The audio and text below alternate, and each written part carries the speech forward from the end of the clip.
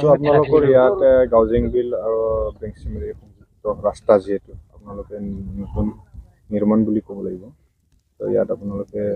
নতুন এটা ৰাস্তা বনাইছে ইয়াৰ বিষয়ে আপুনি কি ক'ব এতিয়া বৰ্তমান আমি এই যেটো নতুন নহয় পুৰণাই আছিলে কিন্তু আজি আকৌ নতুন আমি বনাবলগীয়া হৈছে পানী আৰু লগতে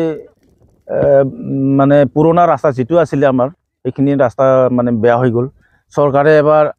ইয়াতে হেৰি কৰিছিলে কি কৰে আপোনাৰ জিপিএছ কৰিছিলে জিপিএছ কৰাৰ পিছতে আমাক কৈছিলে যে এই ৰাস্তাটো 3 কিলোমিটাৰ আপোনাৰ লগত প্ৰধানমন্ত্ৰী সড়ক যোজনাত মানে আপোনাক ধৰা লিষ্টত ধৰা হৈছে গতিকে আপোনালোকৰ ৰাস্তাত 3 কিলোমিটাৰ মানে পকি হ'ব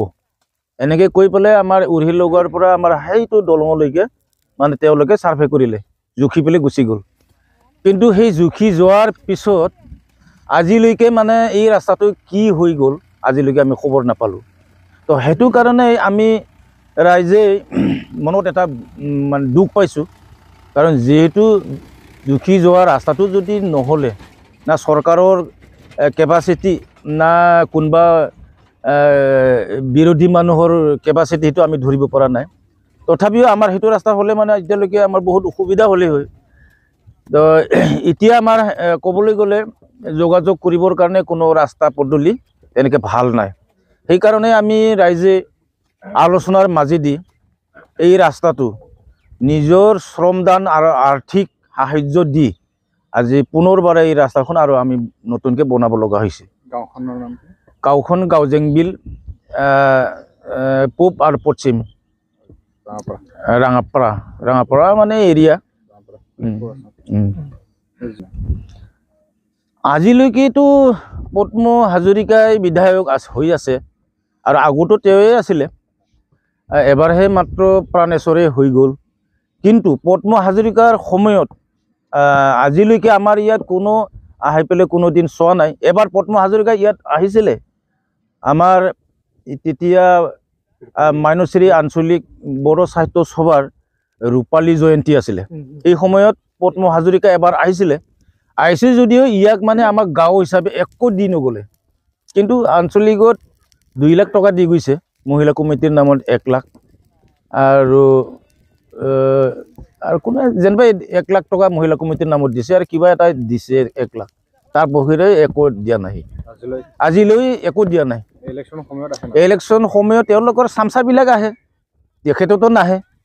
এই চামচাবিলাকে কৈ যায় আপোনালোকে এইবাৰ ভোট দিয়ক আপোনালোকৰ কাৰণে আমাৰ ছাৰে মানে ৰাস্তা পদূলি ইত্যাদি যিমান ডেভেলপমেণ্টৰ সা সুবিধা আপোনালোকে পাই যাব তেনেকৈ কয় কিন্তু কোৱাৰ পিছত আৰু আজিলৈকে নাই আৰু ঠিক তেনেকৈ আহি পেলাই তেওঁলোকৰ চামচাবিলাকে আহি পেলাই কয় যে ইয়াতো পলিং চেণ্টাৰো আছে তো পলিং চেণ্টাৰটোত ভোট ল'বলৈ অহাৰ কাৰণে যিবিলাক প্ৰিজাইডিং অফিচাৰবিলাক আহিব লাগে তেওঁলোকে আহিবৰ কাৰণে আমি দলংটো বনাব লাগে বুলি মানে কৈছিলে কিন্তু আজিলৈকে তেওঁলোকে নবনালে মানে গাড়ীখন উৰহি লগাতে থৈ আহিব লাগে তাৰপিছত ইয়াত আহি পেলাই ভোটটো লৈ ৰাইজে কষ্ট কৰি পেলাই নি দিব লাগে ঠিক তেনেকৈ ব্যৱস্থা যে টাউন যোৱা ৰাস্তা খুব এটা বেয়া পৰিস্থিতিত আছে য'ত মাজত দলং আছে এইখন দলং আছে এতিয়াতো এইটো এতিয়া আমাৰতো ক'বলৈ গ'লে আমাৰ এই পূব ছাইডত গাঁৱৰ মাজতে 3-4টামান দলং আছে আৰু সেইটো নতুন যেটো ৰাস্তা বনাইছিলে সেইটোতো আৰু কাঠৰ দলং বনাইছিল এতিয়া ভাঙি চিঙি শেষ গাড়ীও নাযায় বাইকো নাযায় চাইকেলো যেনে তেনেহে সেইদিনাখনতো এজনে মৰিছিলেই বোলে মানে এই দলঙত পৰি পেলাই যেটো আপোনালোকৰ এতিয়া নতুনকৈ এটা সমষ্টি গঠন হ'ল এতিয়া ঢেকিয়াজুলি সমষ্টি আমাক পৰিছে বুলি কৈছে আৰু আমিও হেতু জানো যে বৰ্তমান সমষ্টি পুনৰ নিৰ্ধাৰণত আমাৰ এই চুতীয়া সমষ্টিৰ পৰা আমাক ঢেকিয়াজুলি সমষ্টিলৈকে লৈ যোৱা হ'ল আমাৰ এই অঞ্চলৰ বহুতেই গৈছে আমিও তাতে দিয়া গৈছো তো আমি অৱশ্যে এতিয়া অশোক সিংগাল বা ঢেকীয়াজুলি সমষ্টিত যোৱাটো অলপ হ'লেও ভাল পাইছোঁ। কাৰণ আজিলৈকে যদি আমি 1977 পৰা ইয়াত বসবাস কৰি পদ্ম হাজৰিকাৰ পৰা একোৱেই যদি নাপালোঁ, গতিকে অশোক সিংগালৰ লগত গৈ কিজানি কিবা এটা সুবিধা হ'ব নেকি, এইটো আমি আশা কৰিছোঁ। আপোনালোকৰ দাবীটো আমাৰ বহুত আছে, কিন্তু বহুত থাকিলেও আৰু আমি উপায় নাই আৰু ক'বলৈ। এনেকুৱা দাবী আমাৰ এই ৰাস্তাবিলাককে মানে আমাৰ দাবী। ৰাস্তা থাকিলেহে গাঁও থাকিব, দলং থাকিলেহে আমাৰ যাতায়াত ব্যৱস্থা ঠিক হ'ব। গতিকে এতিয়া ৰাস্তাও নাই, দলং নাই। এতিয়া ৰাইজে বছৰে বছৰে এনেকৈ মানে শ্ৰমদান দি আৰ্থিক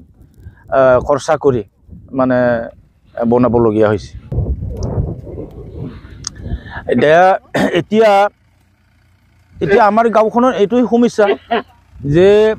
গাঁওখনৰ মাজত বা গাঁওখনৰ ভিতৰত যদি কোনোবা এজন পৰিয়ালৰ বেমাৰ আজাৰ হয়, তেতিয়া আমি এজন বেমাৰীক গাঁৱৰ পৰা হাস্পতাললৈ নিবৰ কাৰণে যথেষ্ট অসুবিধা। সেইটো বাবে মানে আমি গাঁওখনৰ পৰা ভাৰ কৰি বা ঠেলাত নি মানে হাস্পতাললৈ যাবলগীয়া হয়। তো এনেকুৱাই কিছু কিছু বেমাৰী আমাৰ মৃত্যুৰ মুখত পৰিবলগীয়া হয়, হাস্পতাললৈকেই মানে যাব নোৱাৰে, গৈ নাপায়। ঠিক তেনেকুৱা অৱস্থাত আমি এতিয়া ভুগি আছোঁ। এতিয়া আমাকতো আজিলৈকে চৰকাৰে কোনো ধৰণে চোৱাই নাই। আমিতো বহুবাৰ ইয়াত প্ৰায় 10 বাৰমান আমি ইলেকশ্যনত ভোটেই দিলোঁ, MP দিলোঁ, MLA দিলোঁ, কিন্তু কোনো MP বা MLA আজিলৈকে আমাক চৰকাৰী সাহায্য দিয়া নাই। পঞ্চায়তৰ পৰাও আমি একো পোৱা নাই, বঞ্চিত। পঞ্চায়তো ভোট নিদিওঁ, পঞ্চায়ত অন্তৰ্ভুক্ত হোৱা নাই। আমাৰ এই অঞ্চলটোৱেই নাই ক'বলৈ গ'লে, খালি ইফালে দপদপি আৰু ৰহিলগা। ইয়াতো আমি প্ৰায় 150 ঘৰ আছোঁ। আজিতো ইয়াতে প্ৰায় সম্পূৰ্ণ নহ'লেও 120 জনতো হৈ যাব। আজি আমি এইটো কাম কৰা আজিৰ লগত 5 দিন মানেই হ'ল কাম কৰাটো। এতিয়া যিখিনি আমি ৰাইজৰ শ্ৰমদান কৰৰ লগত যিটো কৰিব পাৰিলোঁ, আৰু বাকীখিনি নোৱাৰাখিনি মানে ট্ৰেক্টৰ ঘৰৰ পৰা মানে প্ৰত্যেকজন ঘৰৰ পৰা কালেকশ্যন কৰি পেলাই মানে এইটো ট্ৰেক্টৰ লগাই JCB লগাই বনোৱা হৈছে।